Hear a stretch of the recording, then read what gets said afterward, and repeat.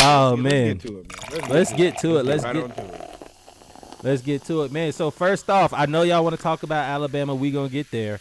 But some interesting news came out in Nebraska. So Nebraska, this was upset Saturday, and I know Norwood is happy that all of this happened. But before we get to Nebraska, let's go to Appalachian State. Appalachian State beat Texas A&M. Marshall beat Notre Dame. Georgia Southern beat Nebraska. All these teams were paid millions of dollars and went on the road and beat these teams. Big trap game. It's you gotta think about that just from a life point of view. I don't believe in paying somebody to whoop me. You paid them people that money, and then they came over, and you basically paid them to whoop your ass. I can't understand in a world that where that works. And you really paid them to get Scott Frost fired. And the worst part about that is Scott Frost is a top 10 Nebraska player of all time.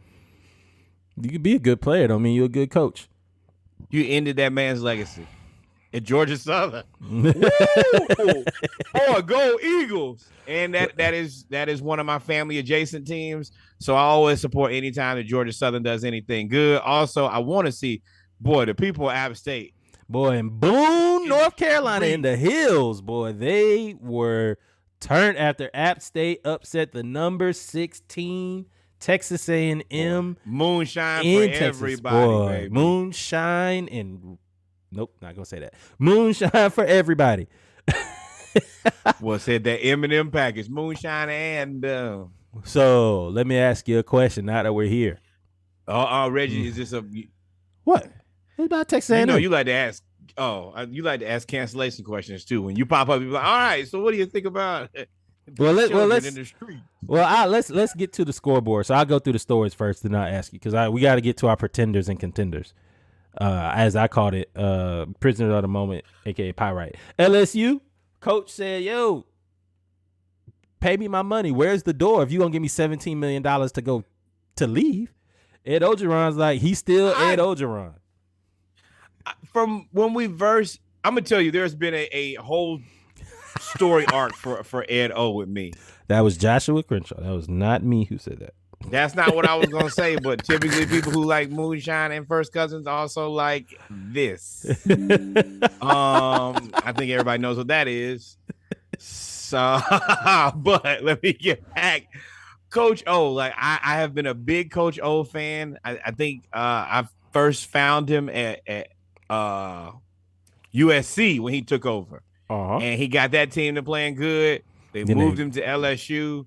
We got to the story of how he was allegedly flourishing, and this is the he was flourishing out there at LSU, bro. He was flourishing, and then he's like, all right, well, things weren't really going my way, so they pulled me into a meeting, and they said, we're basically gonna pay you $17 million, and it's over. And he was like, okay, which bill you want me to leave out of?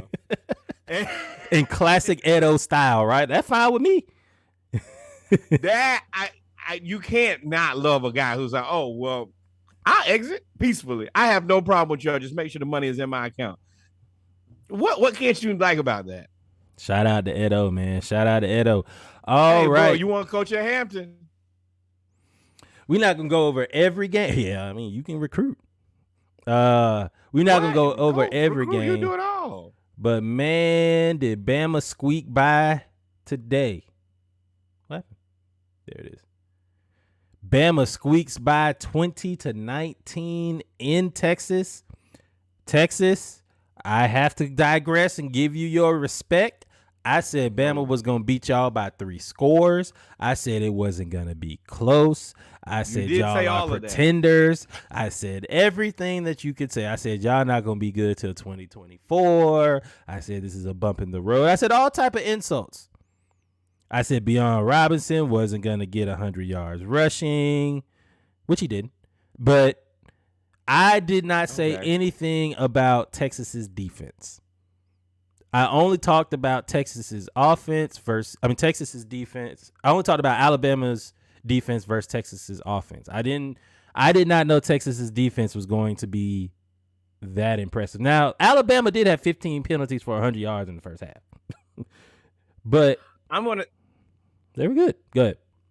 I'm going to say this. I put them in a elite category. I think that college football is better. Just hear me out. Let me finish my statement, then you can reply.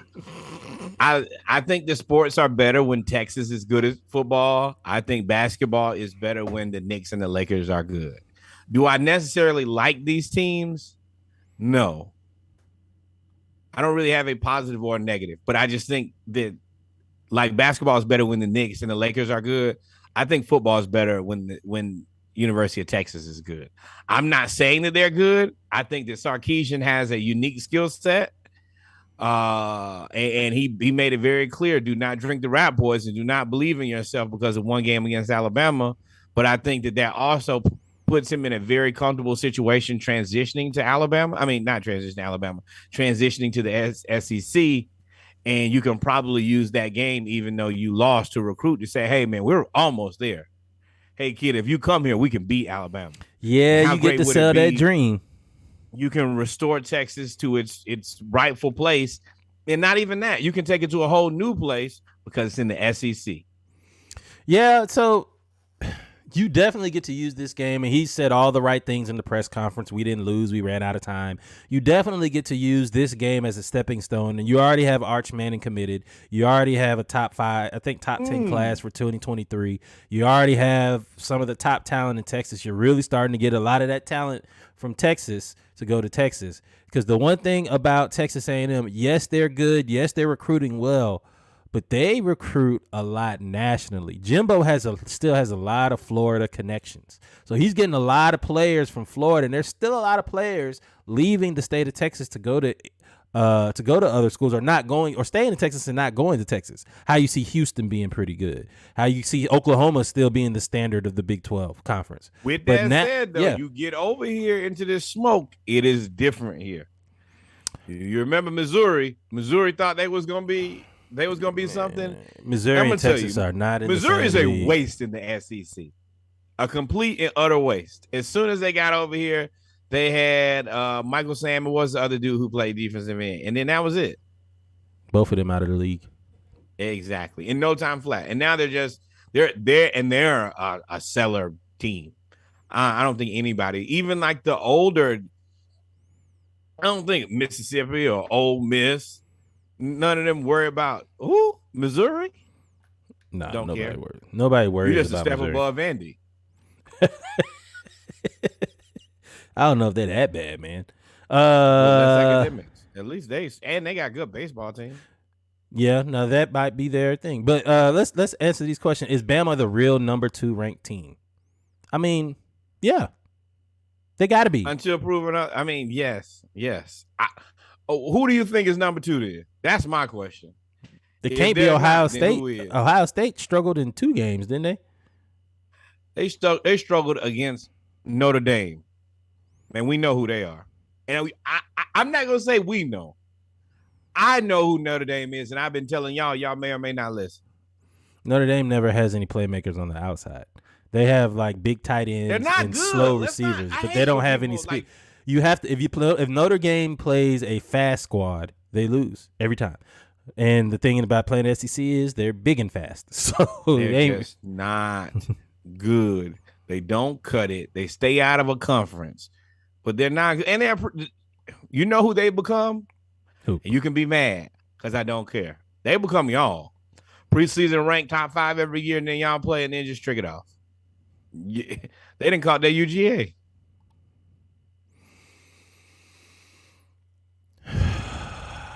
Okay.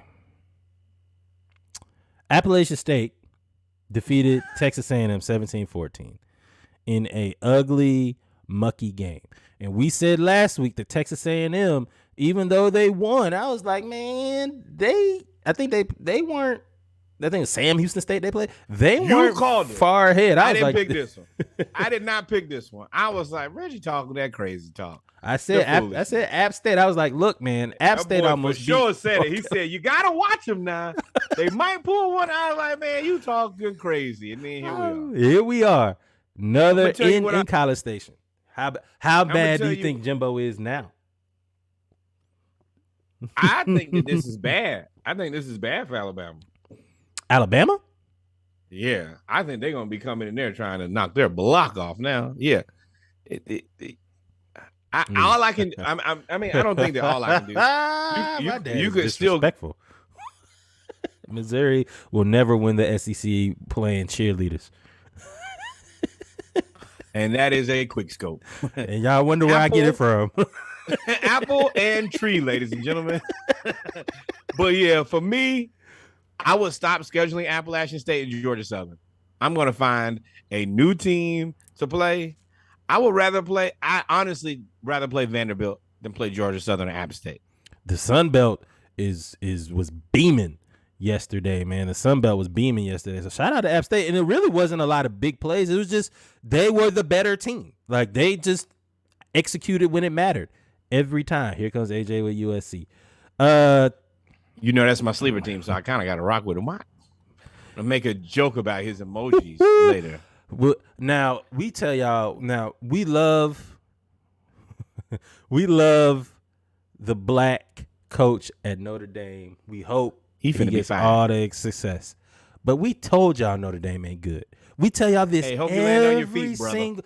And I'm gonna respond to Norwood when we get to Florida about his shot at UGA. But there is one team that may have them beat when it comes to being overhyped every single year, and it is Notre Dame. It is Notre Dame every year, and every time they play somebody good, they get beat. They get upset by somebody every year, and I ain't talking about in conference upset because they ain't in no conference. So every year they get beat. But as y'all are talking about USC as your sleeper, Notre Dame will do what they do best. They lose in the earlier season, then they run the table at the end. It's over. You lost to Marshall. Get out of there. Get out of there. We will not. Do not pass go. Do not collect $200. They ain't even put Marshall picture up here. They just and that they found another respectable team. And Marshall ain't been good since Chad Pennington or Randy Moss. Boy, hello. But Notre Dame, I don't know why people believe in Notre Dame every year. And I think that the people who believe in Notre Dame are probably willing to make trade deals with Danny Ainge. There is an insult in there. Boy, that is a mean insult. God, y'all don't know that. That's a mean insult. But so of course Notre Dame lost. Baylor gets upset. The number 9 team in the nation got upset by BYU. I didn't believe in Baylor from day one either. If you go back just a few podcasts, I told you about all these guys up here. It wasn't here. Now here I am being right again. Oh man. And then let's all right, ladies and gentlemen. In prisoner of the moment news, there's Florida that loses to Kentucky again in the swamp again to a quarterback that drinks coffee with mayonnaise again. You can't name nobody else on that team because, as you so eloquently put, Rodriguez, their best running back, didn't play. We don't know who any of them. That's not factually true. Cavassier Smoke is good too. It's good last year. You said, I quote, Rodriguez is their best back. He's not playing. I forgot about Cavassier Smoke, but. And yes, I was not wrong about Florida. I think that. So, ladies and gentlemen, let me tell you something. This is what you call not a pivot. It's more of a disclaimer. Go ahead. So, Anthony Richardson, I said that he has the best skill. The best toolbox of all players, but he didn't play last year because we decided to play. I will definitely take Prime. We decided to play Emory Jones, which is kicking us in the butt now. He was inaccurate, but this is kind of like the Falcons game to me. I don't blame Anthony Richardson. I blame Billy Napier. And I'm going to say this now. I did not say this after we won versus Utah because he got us home with a W. I'm not going to criticize you if you get the W. But one thing that does concern me about Billy Napier is he's extremely conservative. He just does not push the ball down the field nearly enough for a guy with a cannon. Number one. Number two, and you and I have spoken about this at length. We run that wide receiver screen until it is beat. And me and my dad talked about it this morning. You just cannot continuously run the wide receiver screen over and over and over. Number one, it's a dangerous play. You're playing around in the backfield, just defenses figure it out relatively quickly. Now, the thing about it is you can put numbers out there. He ain't even pivoting. They just trolling you. Yeah, just haters. Go ahead. But yeah, so what happens is we try to get numbers on the outside, pitch it to the receivers, and see if they can beat them. But that takes away the scheme, and you're only looking at, can I outrun this guy or can we block him with numbers? We have to go back to scheming. We have to get more creative in this playbook, and we have to be able to throw the ball down the field with Anthony Richardson. Billy Napier, I let you rock when you led us to the W with the Utah Utes, who went out and won 73-7. But this game here, this was a game that I'm not blaming the team. I'm not blaming the personnel. I am blaming you, Billy Napier. This is your first loss. That's your loss. You hold that loss just like we told Arthur Smith to. And just you got to play aggressive. You got to play to win. That's what we do here. Now, come on. Where the firing squad at? Shoot. Shoot. Everybody who got a gun, shoot. I know y'all want to shoot. Go ahead. That's why so let's start with your first point. You said you're not gonna blame Anthony Richardson. He was 14-35 for 143 yards and 2 interceptions. His QBR was 3. That deserves blame. One of the interceptions was a pick 6. The other interception, they got the ball at the 1 yard line. He is the reason. If you take 14 points away from 26, that makes it 16-12. But you have to see the play. He threw the ball. And if you're the quarterback, if you throw the ball, then that's your interception. But Billy Napier has to do a better job. And I want to shoot Anthony Richardson some bail. We have one of the most complex offenses in the NCAA. If you watch, there is no play that goes by. Wait, hold on. Okay, just put a pin in that. They light you up in the comments. We ain't seen you in a long time, Albert. So I'm glad that your team is finally good. So you'll come back. But my dad Billy on your Napier side. is good. Billy Napier has to, like your dad said, we got to play to win the game. I do agree with that, though. That wide receiver screen to death is not the answer. And no, I'm giving Richardson a lot of credit. Our offense, if you notice, we run an NFL offense. There's at least one player in motion every play. And he is making the pre-snap adjustment off of that every time.